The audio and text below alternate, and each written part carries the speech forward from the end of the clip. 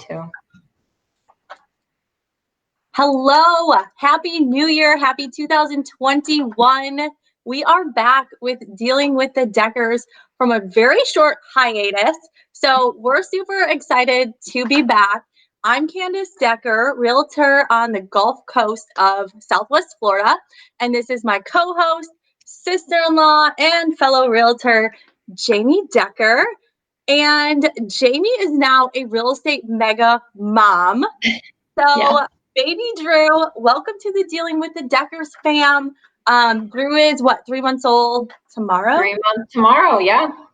So how has it been transitioning from no kids to baby? It's been an experience, that's for sure.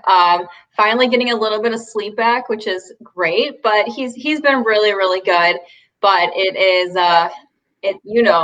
it's crazy going from 0 to 1. It's it's not something that we really were expecting, all of the craziness and the lack of sleep and all of that, but he's so cute and we're so excited to have him. He is. I love him so much. So excited for you. So new year, new trends. There's a lot going on. People have been stuck at home for almost a year. A lot has happened, right? People are changing their homes. If you go to Home Depot or Lowe's, you're going to see long lines. And people are doing a lot to their houses right now. And they're also moving. The real estate industry is just, it actually took us by surprise this year how busy we were, how many people wanted to move during 2020. So a lot has changed. So what do we have in store for everyone today? So we're going to kind of break down some design, what is going to be on its way out in 2021 and kind of what's coming in its place.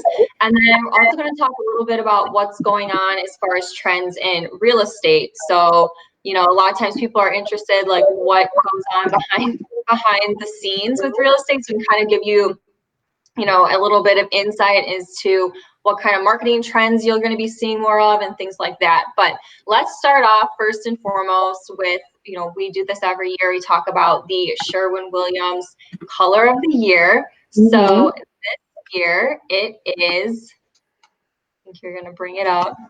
Yes. It is, drumroll, urban bronze. So it is dark. It is bold. Kind of different. What do you think about it? And you're Miss, like you like white, clean line, everything. So how do you feel about this dark color?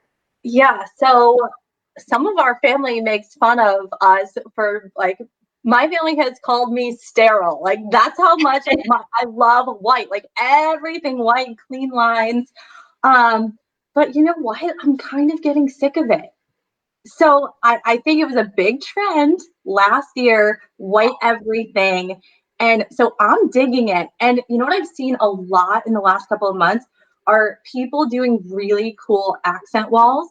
Yeah. With like wainscoting and different trim and painting it a dark color like this. So I'm excited about it. Yeah. And I think that really kind of goes along with what we're seeing as far as trends that are going to be coming and going. And one of the big ones is the white, not only the just white in general, but the shiplap that you typically see, that's white, and the kind of the kitchen. So we're always seeing white kitchen or white and gray tone kitchens. And now we're really seeing a replacement with some colors like some green.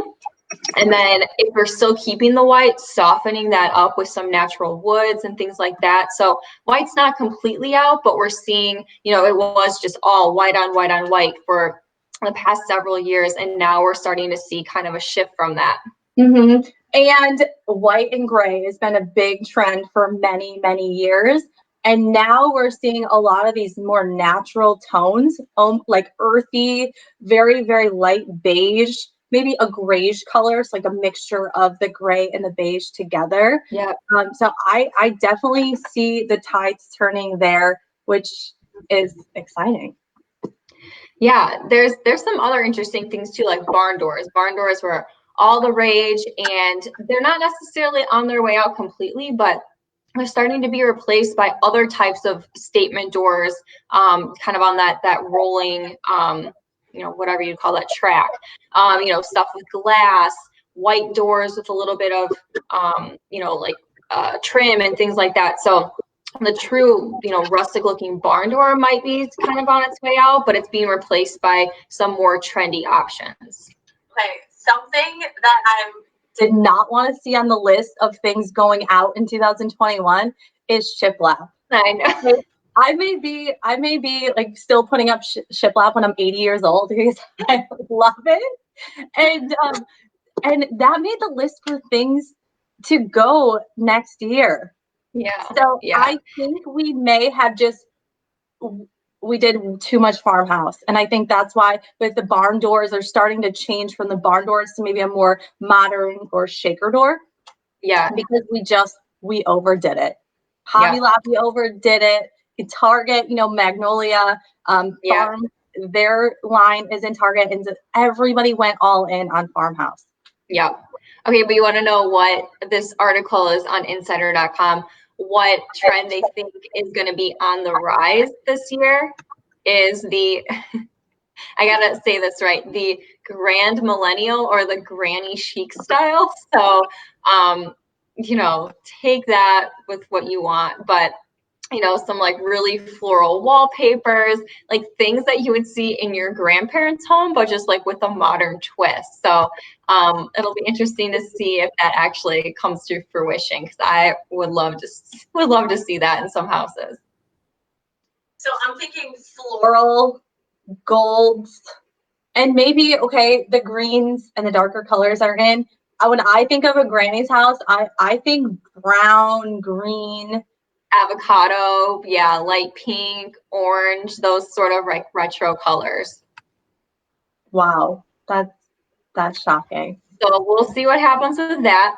But we talked a little bit about wallpaper with that granny chic, but peel and stick wallpaper is something that is going to be kind of trendy, which I think is, personally, I think I like because it's less definitive. Like, I saw my parents take out all the wallpaper in their house and it looked horrible to have to go through that. So at least if your style changes or trends change, it's something hopefully will be easy to remove. And they have really cool styles, so it's something you can be a little bit more bold without having to like marry that for like the next 20 years. So I don't know if we're all still traumatized by the wallpaper and the borders that our moms put in our houses growing up. I love you, Mom, but I'm pretty sure we had chickens or apples in our kitchen. And so it took me a really long time to get on board with wallpaper because I just remember that old school style. But now there's so many beautiful designs, and I'm seeing people put them a lot in their laundry rooms, their offices.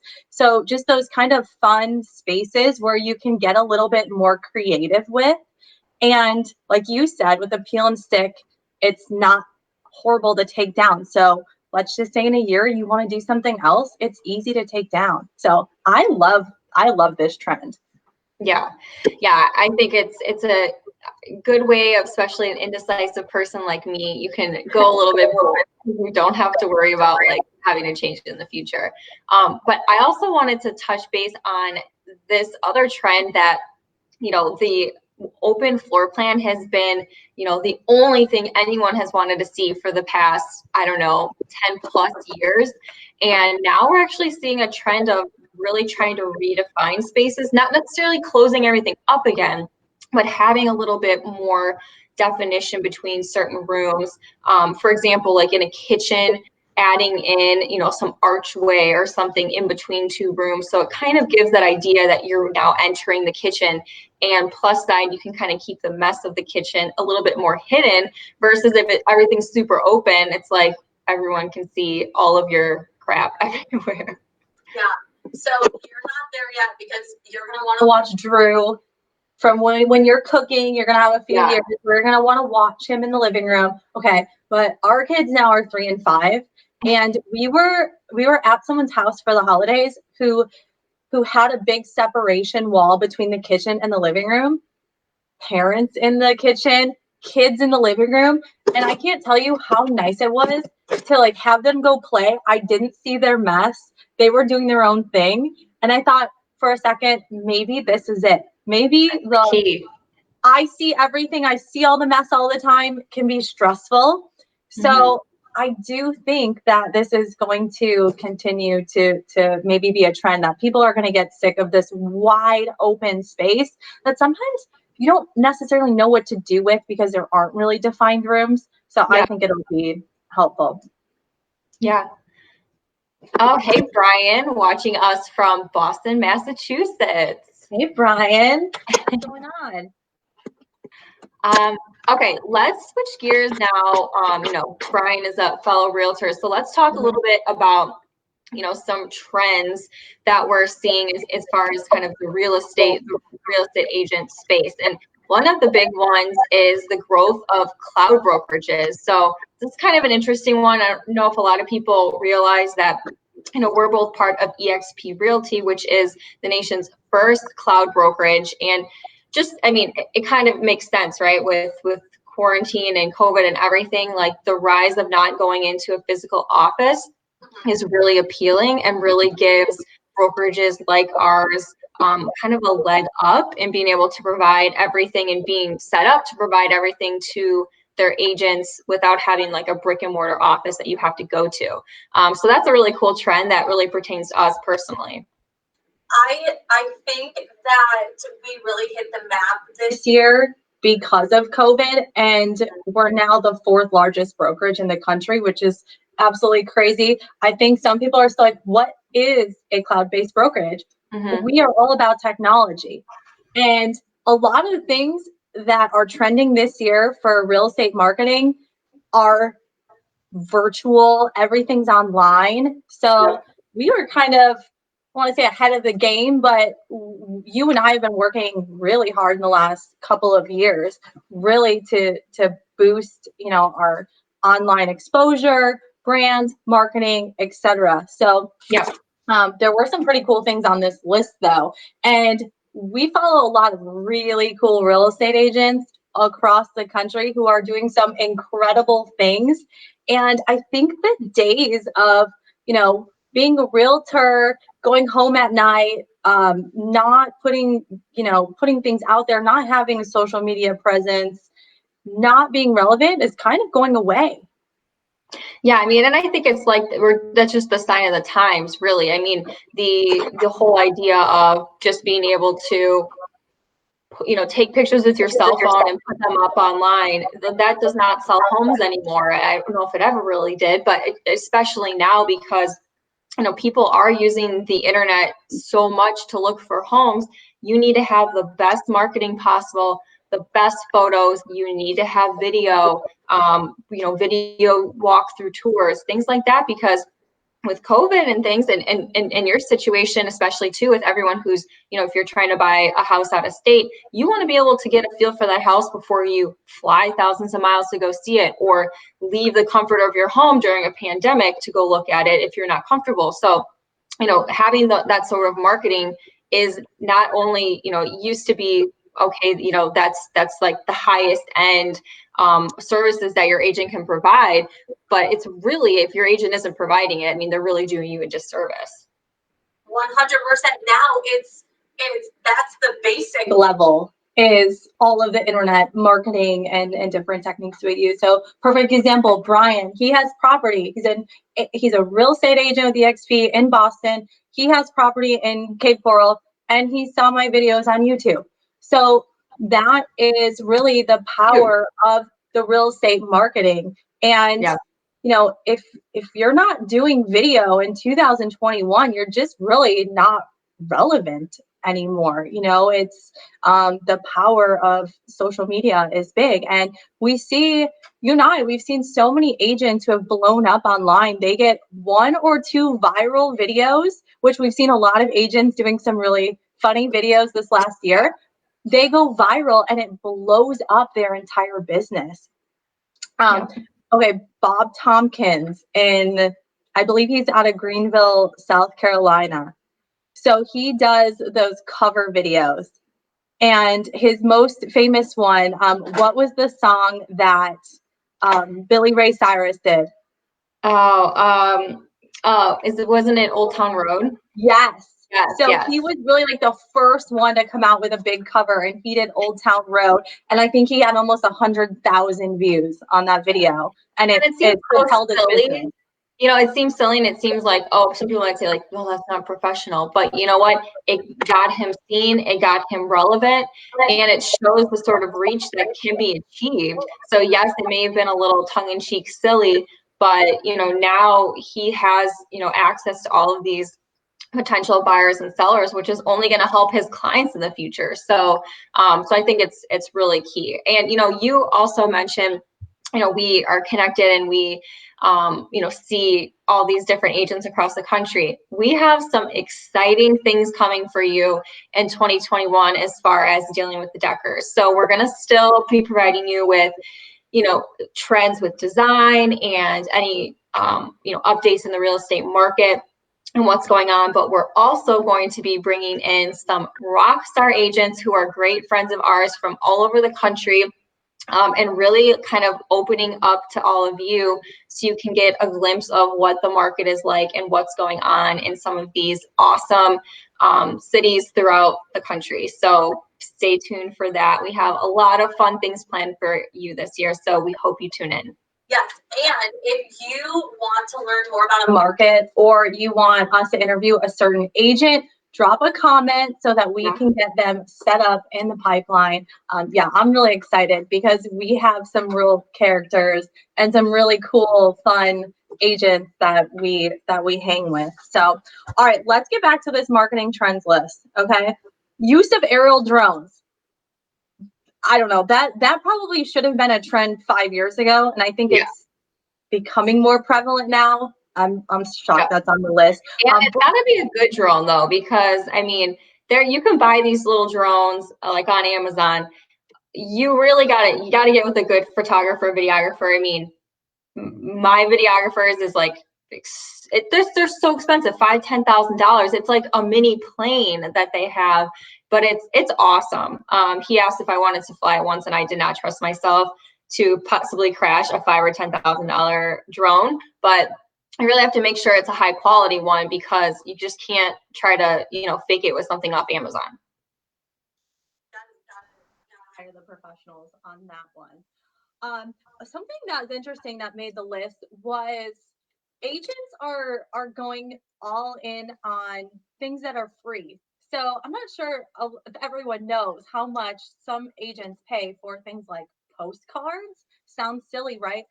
We know real estate agents who will spend $10,000 a month on postcards. Well, I think the uncertainty of 2020, a lot of agents scaled back on the things that they were spending a lot of money on and going into things that they didn't have to, like shooting a video on an iPhone that costs nothing, and email marketing. So email marketing made the list.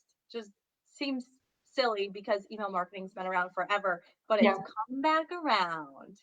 Yep. What goes out of style comes back in. I mean, we see that in home design, and we're seeing that in marketing trends. So. I mean, bell bottoms are popular again, right? Like that was like the quickest turnaround there is. So yeah, we're seeing that trend come back. And okay, this one is my favorite on the list and something that is so important to me, especially this year: charity and community service. Mm-hmm. So this year, you know, while the real estate market was doing amazing, it was really hard to watch local businesses and people that we know struggle.